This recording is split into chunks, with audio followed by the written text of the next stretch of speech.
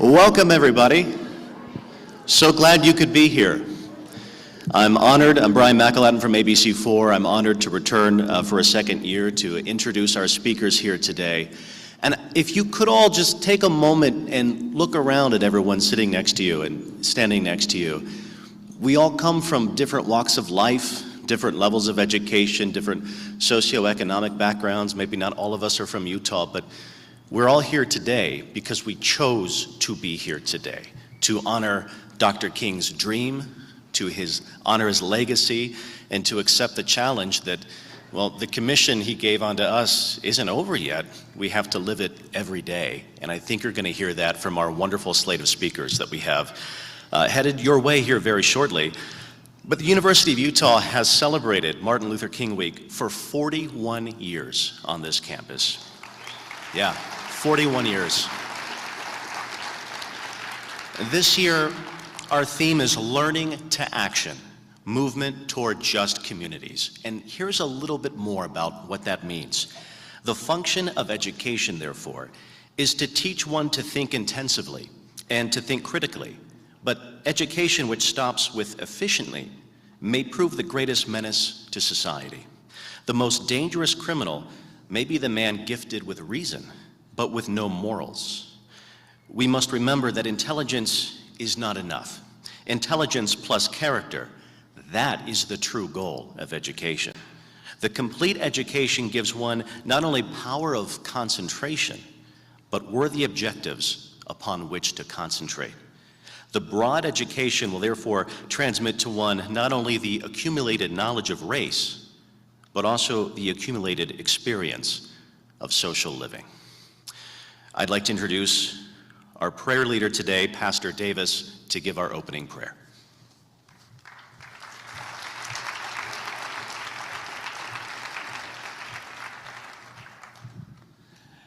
Let's bow our heads in a word of prayer. Oh God, our Father, we thank you for 41 years that the university has been celebrating, acknowledging, and representing human rights. Thank you, oh God, for all of those that are here today, that are participants in this gathering. And we pray, dear God, that as we celebrate and acknowledge the achievements that Dr. King did, we will also be able to move forward. Help us to learn, but also to apply what we learn. We ask, oh God, in the name of Jesus, that now you will direct us and keep us safe from all that's hurt, harm, and danger. Protect us, watch over us, and be with us. And we will always give you praise, honor, and glory. In Jesus' name, amen.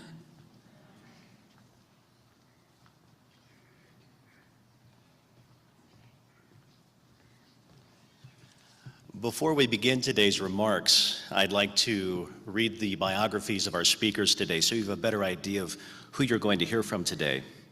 Dr. Sidney Shorter, PsyD, serves as President and CEO of the Utah Black Chamber of Commerce and Director of the Utah Minority Business Development Agency. Previously, Sidney owned and led Execute Now, a finance and accounting firm that specializes in providing affordable services to nonprofits and small to mid-sized businesses. She was instrumental in creating programs to address disparities in access to capital for minority and women-led businesses. A social entrepreneur and a servant leader, Sidney's committed to helping entrepreneurs and business leaders achieve growth and inclusivity. She holds a doctorate in biblical psychology, a master's in theology, and 2 bachelor degrees in general studies with a concentration in behavioral science and theology. Sidney is also a licensed Christian therapist, emphasizing continuous learning and exceptional listening in her approach to leadership. You'll hear from her in just a moment. We also have Nevaeh Parker, an associate leader, poet, and advocate for justice, currently serving as the president of the Black Student Union and assistant director of the Culture and Belonging Board here at the University of Utah. A sophomore studying political science with a minor in African American experiences, she's dedicated to her education and the opportunities, all of the opportunities that it brings. As an intern with the Salt Lake Peer Court, she contributes to and values restorative justice initiatives, and through leadership, education, and most especially poetry, she aims to amplify marginalized voices, uplift her community, promote radical empathy, and create and defend safe spaces where we can all thrive. We also have Representative Sandra Hollins here today, who was born in New Orleans, Louisiana, has lived on the west side of Salt Lake City for nearly 30 years now. She and her husband David have raised 2 wonderful daughters and loves living on the west side. Sandra earned her master's in social work from the University of Utah and a licensed clinical worker as well. Professionally, her career has been centered on supporting those in poverty through social work, and recently has been focused on community engagement. Sandra is a member of Delta Sigma Theta, a graduate of the Westside Leadership Institute as well, and has served on numerous boards and councils, including the University of Utah Neighbor Partnership Board, the Fair Park Community Council, the Susan G. Women Race for the Cure Board as well.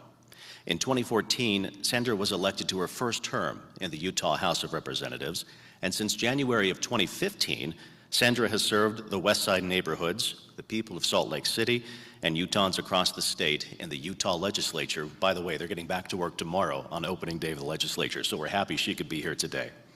We also have Rachel Weaver from the south side of Chicago, received her Bachelor's of Science in Sociology from Brigham Young University.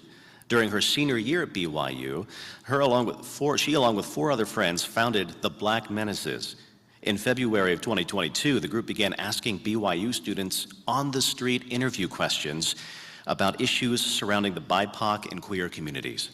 The goal of the videos was to bring attention to the reality for marginalized students at a predominantly white institution. The TikTok account quickly gained national attention, and the reality of BIPOC and LGBTQ students faced at BYU became a conversation individuals across the country were having because of those videos.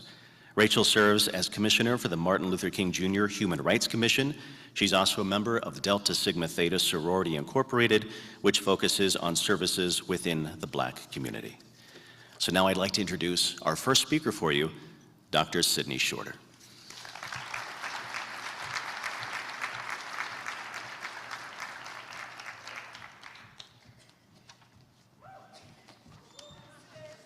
Good afternoon. Okay. Are we celebrating today? Good afternoon. Okay, you're here with me. We're here together. Thank you, University of Utah, for inviting me to join you on this day to honor Dr. Martin Luther King Jr. I do not take this lightly. So I have the propensity, I call it I speak flat-footed, but I wanted to write and speak from my heart. So I'm going to share with you every word that came from my heart about today in his honor, this celebration. But please know, this is a call to action, because we must march daily.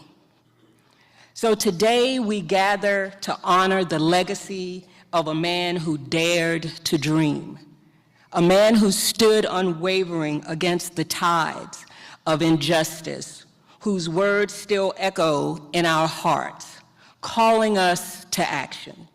Dr. Martin Luther King gave us a vision of equality, justice, and love transcending time.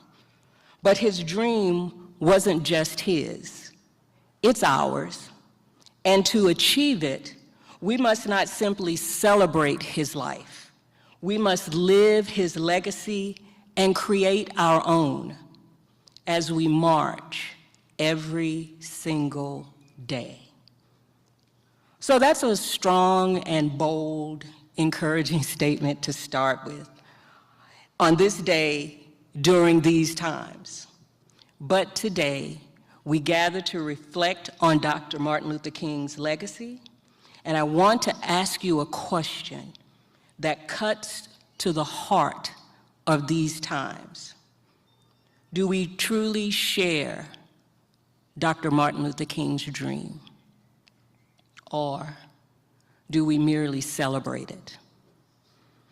This is not a question to cast judgment, but to ignite reflection that leads to action. It's to commemorate a dream on a holiday, to quote his speeches and to feel inspired by its words. It's easy. But Dr. King's dream was never meant to be confined to speeches or symbolic gestures. It was, and still is, a call to action, a rallying cry to march toward justice, equality, and love daily. Dr. King said, "Injustice anywhere is a threat to justice everywhere." So are we moving toward that world with the urgency it demands? Or do we stand still, just spectate, or complain, all while comforted by our progress, while inequalities persist all around us? Here's the truth. Celebrating the dream is not enough. We must live it. We must contribute to the reality, and we must march daily, not just with our feet, but with our actions, our voices, and our choices. The time is always right to do what is right. That is what Dr. Martin Luther King said to us. Let me share 3 compelling reasons why this daily march is vital and why it holds power to fulfill Dr. King's dream, his vision, and even achieve dreams beyond what we or he could have imagined. First, marching daily means building momentum. The civil rights movement did not succeed because people marched occasionally or twice. They marched persistently despite the challenges, the threats, the violence, and overwhelming odds. Their strength was in their consistency. Every step, every sit-in, every act of resistance built momentum that toppled systemic barriers. But today, we must march in our own ways. It might look like mentoring a young person, supporting a Black-owned business, voting in every election, or challenging policies that perpetrate inequality. Momentum doesn't come from grand gestures alone. It's the result of countless small, deliberate actions that add to unstoppable change. But we must first take the first step. No need to wait for the crowd, the community, the collective. What you do need is to have courage. Faith is taking the first step even when you don't see the whole staircase, and when no one is looking and there are no accolades to be given. The second, daily marching transforms hearts and minds. Dr. King stood and understood that changing laws was not enough. True transformation requires changing people's hearts. Good character, courage, dignity, respect, and compassion cannot be legislated. So today, we are still in that struggle, but we cannot stop. An occasional march is a small component of dismantling pervasive outlooks and agendas to include, elevate, protect, and insulate only a few. Racism, prejudice, and inequity persist, not just in institutions, but in attitudes. So we must march daily by living lives rooted in justice and equity. We must set an example that others can see, feel, and follow. When we speak out against injustice, when we build to connect divided communities, when we embody compassion and courage, we challenge the narratives and actions that keep us apart. And finally, marching daily does expand dreams. Dr. King's dream was audacious, but he would want us to dream even bigger. He dreamed of racial equality. Let us dream of economic equality. He dreamed of freedom from oppression.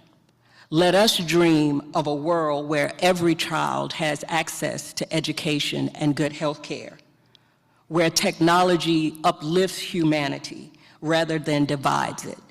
He dreamed of love and nonviolence. Let us dream of a global community that stands together to protect our planet and the future of all people. This is an ongoing march for collective transformation. Friends, the beauty of a dream is that it grows when it is nurtured. By marching daily, we bring Dr. King's dream closer to reality while creating new possibilities for future generations. So I ask again, do we share the dream, or do we just celebrate it? If we share it, then let us commit not to just honoring Dr. King once a year. Let's march with courage and consistency, transforming not only systems, but ourselves. Let us dream boldly, act faithfully, and inspire relentlessly. Because when we march daily, we not only fulfill the dream, we become it. And in doing so, we achieve things beyond Dr. King's wildest dreams. Today, our march is symbolic and shows our solidarity in honor of Dr. King. The vision has been cast for the dream that we said we share. Now, I'm going to ask you to participate with me. I am from the South. I don't know if all of you all know what call and response is, but I'm going to do a call, and you're going to respond. It's kind of uncomfortable to give those instructions, but hey, we're a diverse crowd. I want to make sure everyone is with me. So when the vision has been cast for the dream that we said we share with Dr. King, now, right now, is the only reality. All else is either a memory or imagination. What will you march for tomorrow? Or is it still just a dream? Allow me to give you a few marching orders for today and every day. Now, I want you to say with me, march, march, with a moral compass that sets our course. March, with attention to action. March, resilient and resolute in addressing injustices and inequities. March, until there is a collective transformation. March, with honor to celebrate Dr. Martin Luther King. Thank you.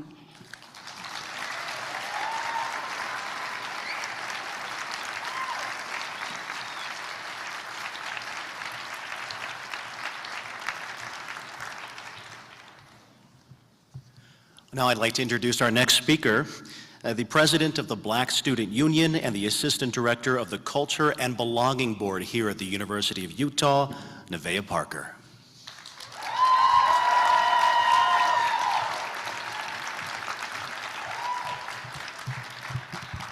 There's so many of you out here. Hello, happy Martin Luther King Jr. Day. Dr. Shorter never fails to leave me inspired, so I'm so thankful that I could follow her. I'm so honored to be here with all of you today. My words would not exist or be the same without the artists, preachers, change makers, teachers, revolutionaries, women, writers, friends, family, and poets that came before me and continue to guide me each day. This is A King with a Dream. Kids, gather round. Let me tell you the story of a king with a dream. Pay close attention so you can use this education as a weapon, these words as a tool. Knowledge of our history is your power, one they don't teach you in school. Once upon a time, in a land far, far away, lived a man named Reverend Dr. Martin Luther King Jr. He wore no crown, only the power to move a crowd by doing the unspeakable, by daring to dream. A preacher's son who could never be America's baby, only her token or prize, sometimes chosen, paid his price. His house bombed twice, thrown in jail 14 times. He saw the knife too close to his daughter's throat, and too close stood the white pointed hats with hearts like stone. The triple Ks, who are villains to this day, used their hate to try and drive Dr. King out and away. Despite all, he knew what it would take. His life he gave so a girl like me could stand in front of you today. King sat in a cage and drew hope from tragedy, shifting the narrative, his work imperative. Allow me to bear witness that a book in a child's hands makes a difference, splits systems of oppression open wide. From a young age, taught to hide, to keep the peace, no matter what's inside. It didn't take long to realize the reality of this world, so precious and so kind, simultaneously so completely out of its mind, turning a blind eye to the many, to the few. His legacy continues. It didn't end with I have a dream, didn't die on that balcony, didn't stop in 1968. Ever since there has been an America, we have been trying to make America great. Every day, Black children learn, but never of a story that they can call their own. We are told our skin comes with great pain, but let our glory remain. Bring on the rain, we shall make rainbows. For we know freedom does not come from isolation. No, not through separation, through community is where lies true liberation. While living in a constant state of grief, no, this story doesn't end with me. His dream lives in the cadence of our chants, in the courage of the ones who take a stand or a knee, begging for more. His dream didn't die when, it didn't die for. His dream is still alive as you walk through a classroom door, in every protest, in every child born. My 2 feet plant me here, where I, with my skin rich as the earth and heart burning, but not on fire, because I won't be put out. Here is where I'll stay, and I'll march alongside all of you, demand to learn alongside all of you, and make sure to question every day anything with an essence of hate, ignorance, or dissonance. Don't let anyone tell you that those things are the same as your resistance. This world is no safe place for the dreamers, and this story isn't just one that children ought remember. King saw the world not as it is, but as it should be. To believe in a world that doesn't believe in me feels like a dangerous thing. Still, we create. Still, we serve. Still, we achieve, always chasing the gold and raising the bar, turning evil into art. Come with me now to start a chapter anew. Every tool you need is deep within your bones, right to the tips of your fingers. Don't let the feeling of despair linger for too long. Because if we wake up tomorrow, stripped of nothing but each other, take my hand, lay on my shoulder, and know that we are living proof of a king with a dream. Thank you.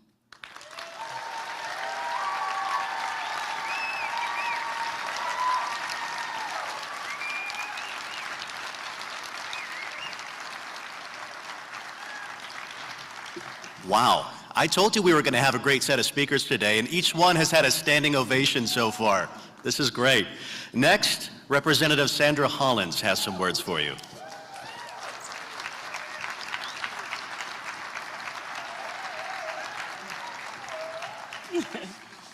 Hello. How's everyone doing? Everyone feels good? Yes, yes, yes. So today, I want to talk to you about the interconnection of community and culture through Dr. King's legacy. First of all, let me say it's an honor to speak to you today and to have the opportunity to reflect and celebrate the profound impact of Dr. Martin Luther King Jr. and the enduring legacy he has left behind. Dr. King's work was not just about dismantling the structures of segregation and injustice. His vision went much deeper. It was about transforming the culture of our society and redefining what it meant to be a part of a community. When we think about community, we often focus on the people that live within our neighborhoods, our friends, our families. But a community is more than just a group of people living in proximity to one another. It is the culture that binds us together. It's the shared values, beliefs, and behaviors that shape how we interact with one another. Culture isn't just about traditions, music, and language. It's about how we choose to treat one another and how we choose to live with one another despite our differences. Dr. King knew that for true justice and equality to prevail, it wasn't enough to simply pass laws or make speeches. We need a cultural revolution, a transformation of how we saw each other, how we acted toward one another, how we built communities based on mutual respect and shared humanity. His work was not just about changing laws, it was about changing hearts, minds, and the very culture of society itself. Dr. King once said, "We are tied together in the single garment of destiny, caught in an inescapable network of mutuality, and whatever affects one directly affects all indirectly." This powerful statement captured the essence of what it means to live in a community. It reminds us that no one can truly thrive until we all are thriving, that the well-being of one is deeply intertwined with the well-being of all. Dr. King understood that the strength of the community is built on a recognition of shared humanity. It is not about individual success or division. It is about lifting each other up. When we all stand together in solidarity, nurturing a culture of compassion, empathy, and justice. His vision calls us to look beyond our divisions and recognize that our destinies are intertwined. The injustices faced by one group are felt by all. And only through collective efforts can we heal the wounds of inequality and division. In honoring Dr. King's legacy, we must commit not only to remembering his words, but also living by them. And I believe my friend Dr. Shorter said this earlier. We must live by his words, creating an environment that reflects the values of love. We must have a cultural transformation. At the core of cultural transformation lies the power of the community. Culture, which is a set of value, beliefs, and practices that shape how we live, work, and interact, is not formed in isolation. It emerges from the interaction and relationships we have within our spaces and the spaces we occupy together, our neighborhoods, our schools, our workplaces, and our society. Community is not just the background to cultural change, it is the heartbeat. Culture is not stagnant, it is constantly evolving. The changes we wish to see in society begin with the communities we built. If we seek to cultivate justice, compassion, and equality, the first step is to foster a community that embodies those values. The way we treat each other, the way we collaborate, the way we listen and support one another creates the framework for a cultural transformation. If we want to see culture that values respect, we must first ensure that our communities reflect these principles. Historically, some of the most profound cultural changes, such as the social movements of the civil rights, gender equality, and environmental justice, have originated in communities. These movements were not sparked by abstract ideologies, but by people coming together to challenge injustice, demand changes, and create new possibilities for the future. Changes begin when individuals join forces and build relationships grounded in trust and shared purposes. In these spaces, culture is created and nurtured in the day-to-day practice of connection, communication, and collective action. For example, Dr. King's vision of the beloved community was rooted in this idea. He understood that a cultural revolution could not occur through laws alone, but by the actions of others who refuse to live in isolation. True societal transformation will come when people from all races, faith, and background embrace each other and work together for the common good. In his vision, community was not just a place where people live, but a living expression of love. The heart of cultural change, then, is the belief that we are not isolated individuals, but a part of a larger whole. When we begin to see our well-being as connected to the well-being of others, our community becomes a powerful force for change. As the saying goes, a rising tide lifts all boats. When I am uplifted, you are uplifted. When you are uplifted, I am uplifted. Yet building this kind of community requires intentionality. We must actively shape the norms, behavior, and values that guide our interaction. It means cultivating a culture of care where differences are celebrated, a community where we are able to live in peace, and where our cultures are celebrated and can flourish. Culture change is not a top-down process. It starts with a government. It does not start with a government, the media, or elites. It starts with each and every one of us in our homes, schools, and neighborhoods. It is in these spaces that we learn to listen, understand, and support each other. And it is in these spaces that we have the power to redefine what it means to live together. So I have a call to action for you. As we reflect on the legacy of Dr. King and his vision, we must remember that his vision was not merely achieving political and legal victories. It was about creating a new culture, one where we were all able to thrive in love and equality is achieved. And while his dream has inspired generations, it is clear that yes, we still have work that needs to be done. Dr. King's legacy, powerful and enduring, is a call to action for each of us to live in these principles, to build communities with dignity and respect and mutual care as the foundation for every relationship. Dr. King once said, life's most persistent and urgent question is, What are you doing for others? This question challenged us to move beyond passive admiration for his work and actively engage. It's time for us to go to work to transform our communities. It urges us to take ownership and share responsibility to build a community in which we live, we want to live, and we want our children to live. But how do we respond to this call? How do we live the legacy of Dr. King in our everyday lives?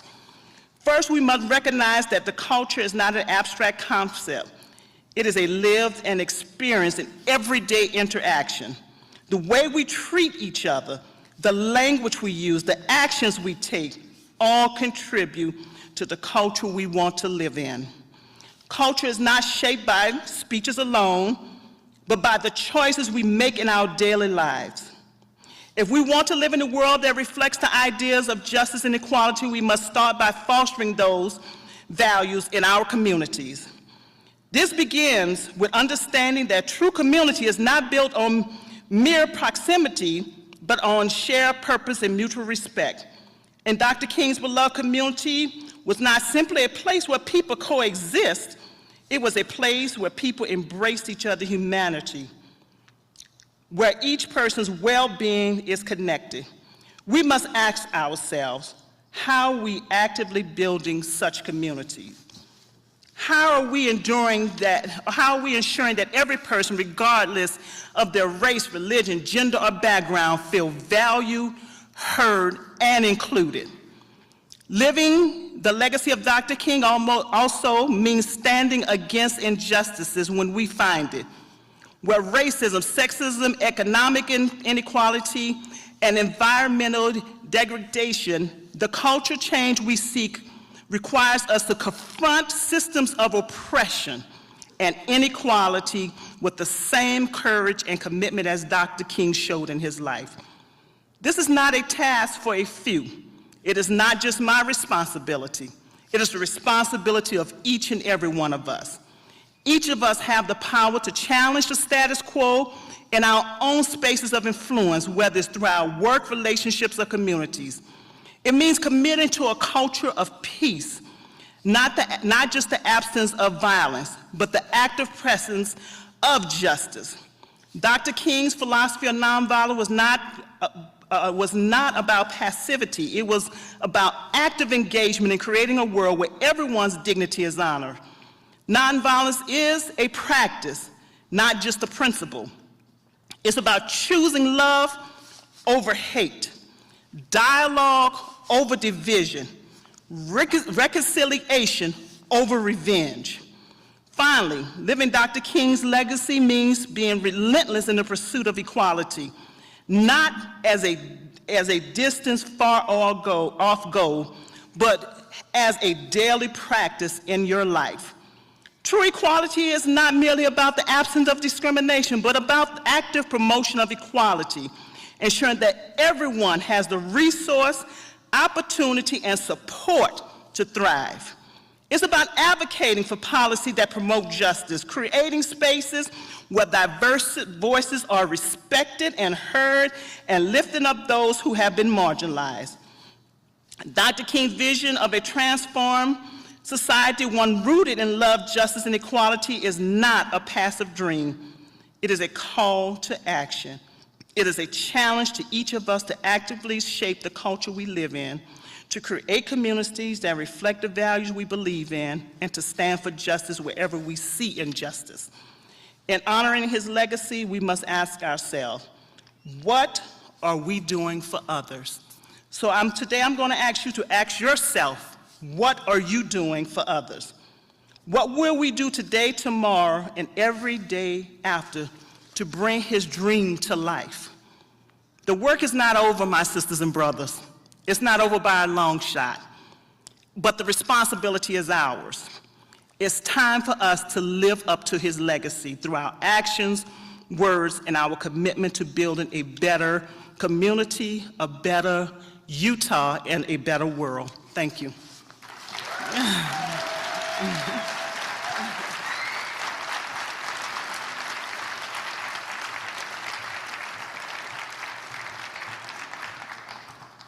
How's everyone doing, okay?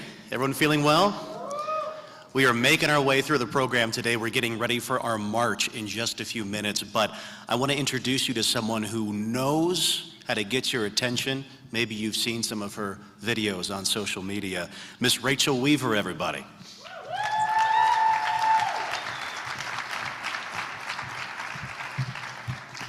Good afternoon, everyone. I don't know how I'm supposed to follow up after all the wonderful speakers today, and I just want to highlight all the wonderful Black women who constantly speak on these issues and uplift our communities. As you saw today, there are Black women speaking and reminding us of what we should do, and we will always honor the legacy of Dr. Martin Luther King, but also honor all the wonderful Black women that were standing shoulder to shoulder with him to make sure we were able to be here today. Thank you to the organizers and the volunteers who made today's march possible, as well as the University of Utah for this week's event, and to every single one of you who are here in attendance today. As the final speaker before we begin the march, I think it's my job to get us pumped up and energized. So I hope to channel the energy of my ancestors from the Civil Rights Movement and our beloved Dr. King in elevating the energy for the rally. This morning, I saw a post by the NAACP that said, "Today belongs to MLK, period, point blank." All of us being here today shows me that even with everything going on in our nation today, this past week, this past year, we are keeping the main priority the main priority. Our presence is powerful, and it sends a message that we are still here and still fighting. Let me say that again. We are still here and still fighting. Now I want to hear y'all say it too. So whenever I say we are still here, I want y'all to say and still fighting. Even after the state legislature dismantled DEI programs across the state, we are still here. Even as today marks the inauguration of a president who has threatened and continues to threaten the rights of all of us, we are still here. Even as our nation becomes more divided and the threat of hate, prejudice, and racism as real as ever, we are still here. Like the NAACP post reminded me this morning, today is about the legacy of Dr. King. And although other events of today have tried to take the focus off of that legacy he has tried to build, we are reclaiming this day from an unqualified president who was sworn in, and I will do that by sharing one of my favorite quotes from my favorite speech by Dr. King. It's from his final speech called "I've Been to the Mountaintop." It was the day before his assassination on April 4th, 1968. He was in Memphis, Tennessee, to lend support and his voice to the city's sanitation workers who were striking because of the discrimination they were still facing after the Equal Rights Act of 1965 had already been passed. I highly recommend everyone to go watch or read this entire speech, because as you read it, you might be filled with the same eerie feeling I had. How could words spoken 60 years ago still be the same guidance we need today, as we feel like we've overcome so much as a nation already? In this speech, he says, "Let us rise up tonight with a greater readiness. Let us stand with a greater determination, and let us move on in these powerful days. These days of challenge to make America what it ought to be. We have an opportunity to make America a better nation." He ended the speech by saying, "Like anybody, I would like to live a long life. Longevity has its place, but I'm not concerned about that now. I just want to do God's will. And he's allowed me to go up to the mountain, and I've overlooked and I've seen the promised land. I may not get there with you, but I want you to know tonight that we as a people will get to the promised land." Like Dr. King, I too know that we will get to the promised land. We can because we are still here. I hope we can take heed to his word and continue to rise up, continue to stand with the determination for what we know is right and to overcome the injustices we see. We can and will challenge America to be the nation we know it can be, a place where Dr. King's dreams can be witnessed, where all people, regardless of their background, racial or ethnic identity, sexual orientation, religious belief, social class, immigration status, or gender identity can come together and make America be the nation we know it can. We can and we will because we are still here. We can and we will because we are still here. I too have a call to action for you, like Dr. Schroeder and Representative Hollins. How will you keep fighting to make the community we reside in better? How will you ensure Dr. King's dreams and vision for a better America will happen? Through your participation today, I know you not only have the desire, but you have the capacity to encourage your neighbor to join in the fight with us to dismantle inequality. Let's go out there and keep fighting and continue inviting others to join us on this battle, because together we can not only bring Dr. King's vision to life, but we can also elevate his hope and his promises that he gave us really not so long ago. Thank you.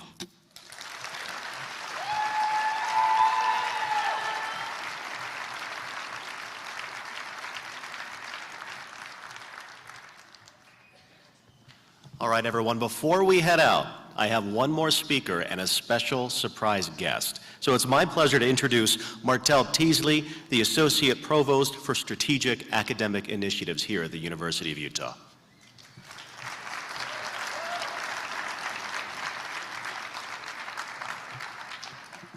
Thank you all for being here today and for your time.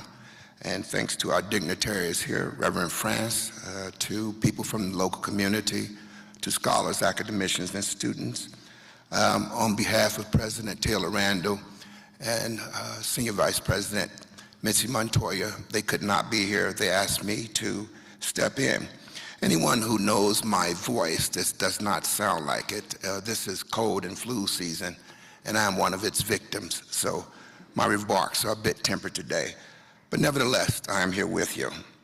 Grateful to be here with you as we remember and celebrate the excellence and work of Dr. Martin Luther King. A big round of applause to our former speakers.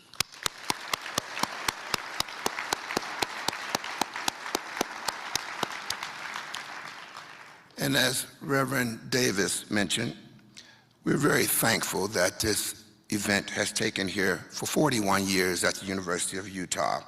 And it is the appropriate place to be here in an educational setting because of many of the things that Dr. King was: an intellectual, a drum major for peace. He was also an educator. He was a learned man who believed in the importance of education. And as he wrote, quote, "Education must enable one to sift and weigh evidence to discern the true from the false, the real from the unreal, and facts from fiction." The function of education, therefore, is to teach one to think intensively and to think critically, unquote. He also said that intelligence plus character is the goal of education. As we work here to discern truth, think critically, and build both intelligence and character, we can look to the example that Dr. King has left us. He was born on January 15th, 1929.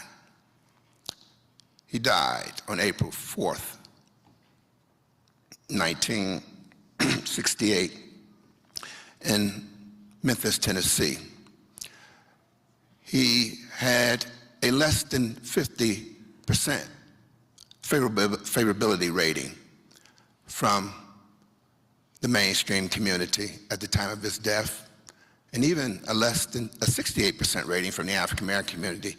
And you would ask me why a man who we honor so much had what we would consider very low ratings. And that is because as a drum major for peace, he came out against the Vietnam War. And although his colleagues, friends, and fellow civil rights advocates said, "Please don't do this," he says, "I am a drum major for peace, and we must do what is right. And the right time to do the right thing is now," as Dr. King has said. He showed us that learning requires work, lifelong commitment, and perseverance. And all that he did, he demonstrated the value of those traits and used them to teach a nation and the world. He explained that acts of kindness and humility are a part of what I refer to as a quality education. I can never be what you want me to be until you are what you ought to be, and you can never be what you ought to be until I am what I ought to be, Dr. King stated. This is the way the world works, he stated. He didn't create that, but referred to it as the interrelated structure of reality. He taught us to value love instead of hate. In fact, he said we should love our enemies, to be humble, to show mercy, and to help bend the arc of the universe towards justice. And please remember, there is no justice without truth. And justice, there's no love without kindness and humility. Dr. King changed the course of history, and he left a legacy that requires all of us to attempt to do the same. I hope the presentations today have encouraged you to carry on the work of Dr. King, and I hope the short march that you're about to make, and I would love to be with you, but I'm sorry, as you can hear in my voice, that is just probably not possible. But I just hope that the spirit of Dr. King is with you, and that you lead this march as part of justice, love, and hope for all people in this world today where love is needed in abundance. Thank you.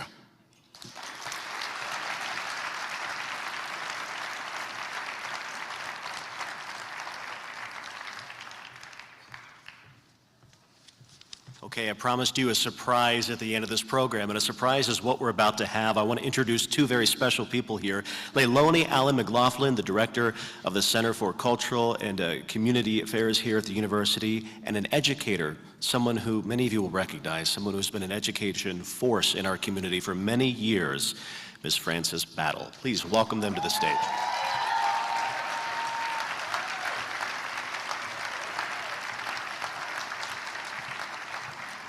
Hey, everybody. Thank you so much for coming today. Give it up for our speakers one more time. We've had some amazing people up here on the stand this year for the 41st MLK March and Rally at the University of Utah. We wanted to focus on our local community, so I hope you all get to connect with them after the rally. Additionally, our theme this year is Learning to Action, Movement Towards Just Communities. So raise your hand if you learned something this last week. Cool, cool. Raise your hand if you learned something today.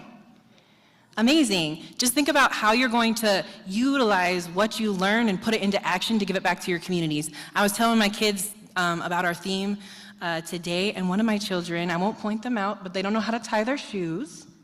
But we learned for this rally to tie our shoes so we could come and march. So, little ones, that's just something on you. Tying your shoes, you can put that into action even. And I brought Dr. Battle up here to kind of give an award to someone that is very special to us, who exemplifies learning to action perfectly. Dr. Battle also didn't mention, she used to know Dr. Martin Luther King Jr., which is super cool. And I'm gonna turn it over to Dr. Battle.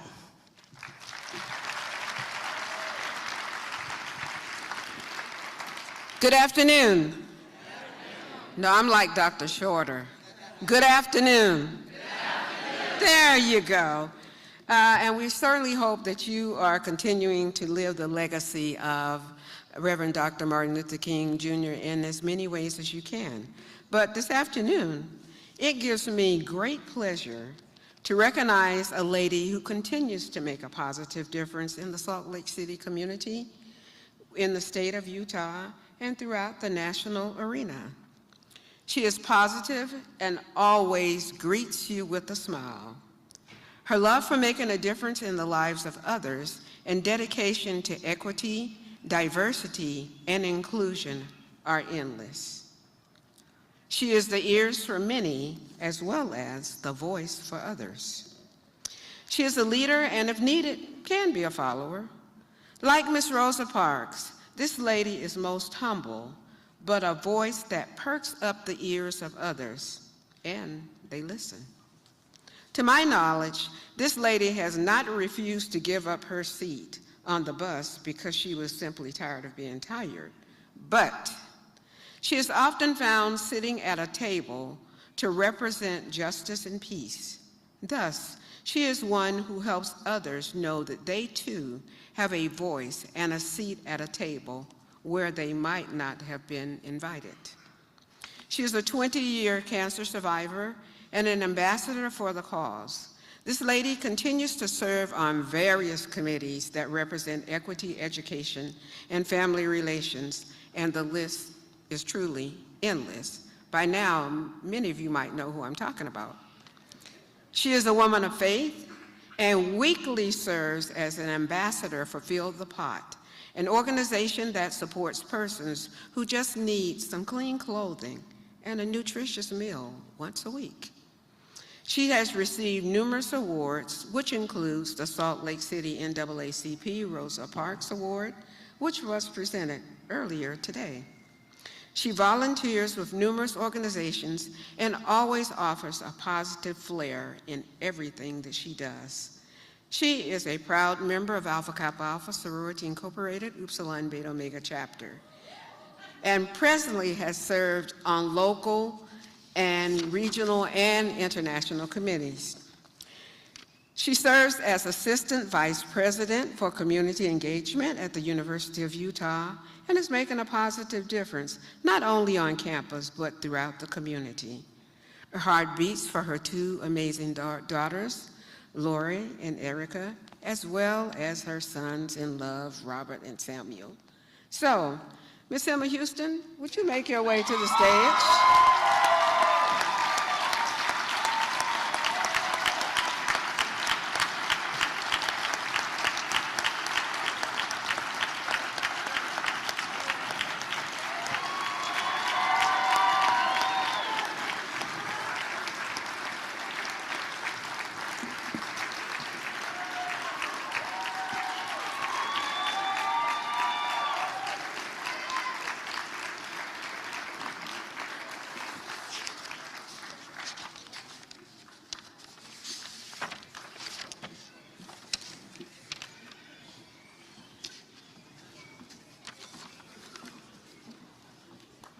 Come on up, Miss Emma.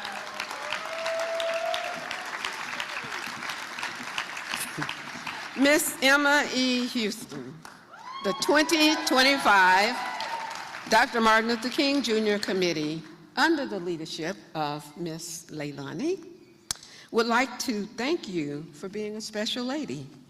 We thank you for helping others know that life is not about color, but about representing and embracing the values of persons from all demographics, ethnicities, and cultures. We thank you for being an exceptional and respected lady. Thanks for sitting at the table and inviting others to join. And she's my sorority sister, so I'm getting a little teary up here. I am pleased to call you a motivator, a sister, and a friend. Thanks for being you.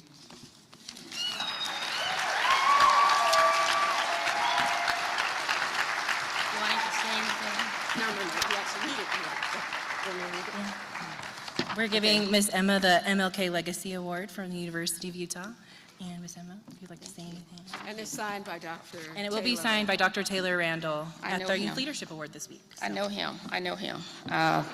Good afternoon, everyone. Listen, I usually am not dressed this way for a march.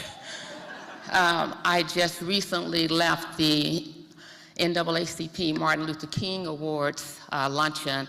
I received the Rosa Parks Award. That's why I'm dressed this way. But I want to thank the committee for recognizing the efforts that we do collectively together. It takes this entire village to do the work that we do, and I am part and happy to be part of a village. As I said earlier today, my parents taught us 2 lessons. One of those lessons was you are responsible for your words, your deeds, and your actions. People are watching. Second lesson, when you show up, do good and cause no harm. So again, on behalf of this amazing group that has been doing this for so many decades, I am truly, I don't know if this day can get any better. I'm not sure if it can get any better. I am truly humbled to be standing in this space. And again, my name is Emma Elizabeth Robertson Houston. Thank you. You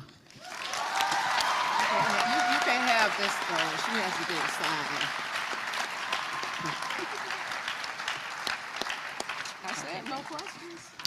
All right, everyone, that concludes our rally portion of the March and Rally. So if you all want to head out to the front steps, we're going to take a photo. Also, we have hand warmers and posters if you guys want to hold those. There's 5 different posters you can choose from, but please remember to stay on the steps for our picture. Thank you.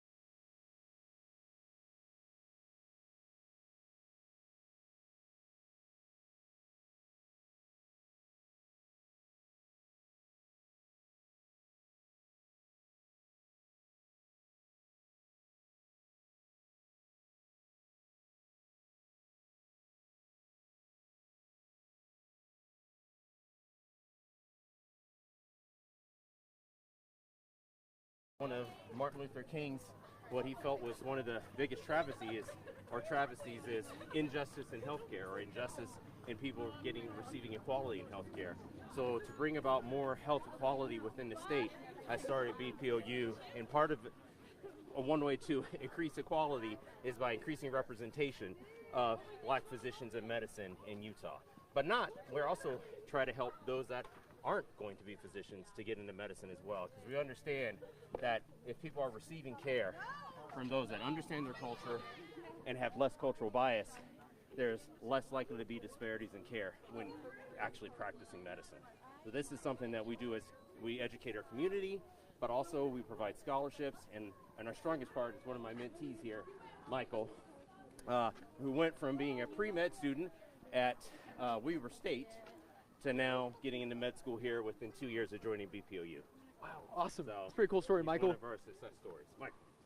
Michael, anything you'd like to add to that? Yeah, I'm just glad to be out here today. The great turnout. I think it's very important to remember why we're out here, to celebrate the legacy of MLK, as well as to remember that despite our differences, that we can continue to find our call to action. So, again, I'm glad to be out here today, and very, very inspiring. We expect more young black men like him to practice medicine in our state. Of course, of course. Yes. Yeah, it's the 41st year of this Yes. this rally. I know I believe I spoke with you last year. I found out more and learned more. How they offer kind of those speeches, advice to take the lessons Dr. King taught us and not just read about them in history, but take them and apply them to real life going forward. What do you think is the best way to just do that? So one thing we do it is with service. So earlier today, we actually served at the women's shelter. We do that every MLK, but we actually have a service opportunity we do every month. So people want to join BPOU just so you can spend time with Black pre-med, future physicians, and just be a part of our organization as we try to serve those that are, because we are more than just addressing needs of the Black community. We want to address those that are disadvantaged and underrepresented, period, or receiving or disadvantaged when it comes to access to care. So the bigger thing I would say is look for our website. You can often volunteer with us for service, but additional opportunities when it comes to service projects, we do those as well once we get into the spring.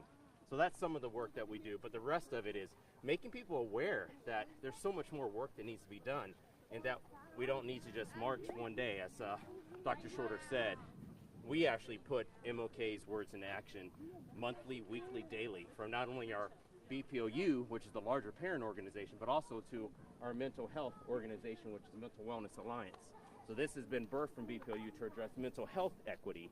Here, let's get out the way so we can address mental health equity within our organization. So this is led, this is kind of birthed by myself to address the mental health needs of Black men, but now we, of course, address all those that are Black and underserved in Utah with mental health needs. So we offer mental health services for those that are underinsured, but also we provide the group therapy that is by professional facilitators. So mental health therapists, LCSW, psychologists that will actually have small groups every month to deal with stressors that many people are feeling with the current political climate, but also just sometimes being Black or marginalized in Utah. So it's something that is rapidly growing, and it's addressing many of the mental health needs in the state as best we can with our budget. That's awesome. But yeah, no, and there will eventually be service opportunities with Mental Wellness Alliance as well, which is led by Dr. Greg Noel. He's got our Ogden, so we actually are broken into several branches. So we have a Salt Lake and a northern Utah branch in Ogden. Cool. Well, I could speak to you guys all day. I'll let you get back to the march, but I guess the last thing I'd ask is how much does it mean to see all these people? I mean, every year this brings out hundreds of people here. Yeah, I know it's a little smaller. I blame some of that on a bit of the temperature. I'm glad people are being mindful of that. And also, it's a bit of a distraction with the inauguration today. I see our country still has goals to be able to unite, even though there may be a lot of divisive language. Everyone needs health care. Everyone needs access to see a doctor. Everyone needs access to see a mental health therapist. And that's what we're here about, because addressing the health needs of those that are Black and marginalized, it means that those are still needs that all Americans have. So our message and our form of education isn't just pertains to those that are Black and marginalized. If you have diabetes, or a respiratory virus for your child, receiving information from BPOU, which is fact-based and based on current evidence, we're just as reliable in any other physician group. Well, thank you for your time. I know we about, 2 laps around the track left? I don't know. But thank you for your time. I appreciate y'all. No, let me know if it gets posted. Will I have a chance to see it tonight? Well, my full story will air on 6 o'clock. 6 o'clock? 6 o'clock. So thank you both of you. No. Thank you. Yeah. Y'all better keep up. Come on now.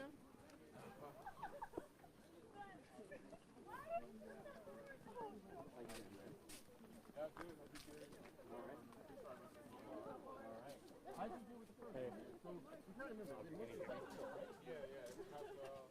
did great. I didn't feel like I needed to worry about it. Okay. I ended up having to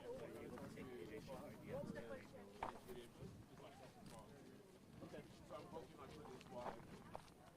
Just realizing it's not, realizing I can still maintain like assurance that I have, but also be able to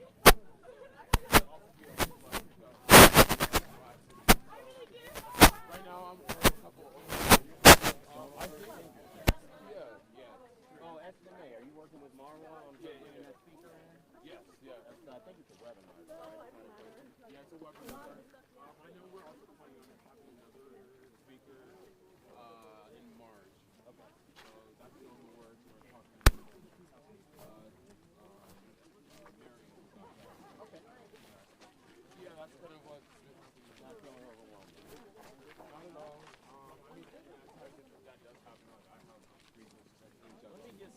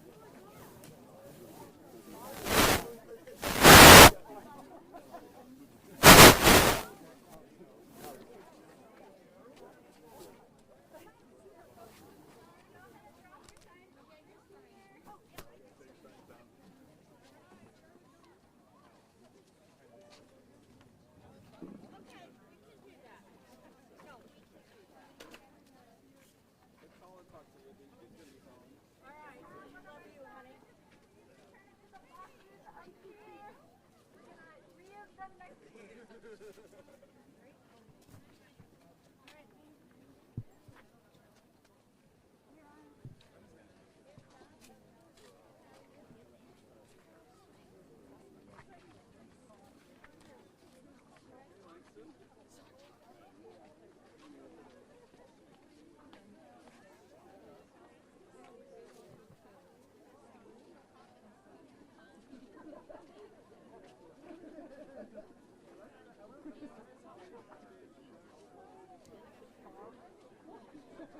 you.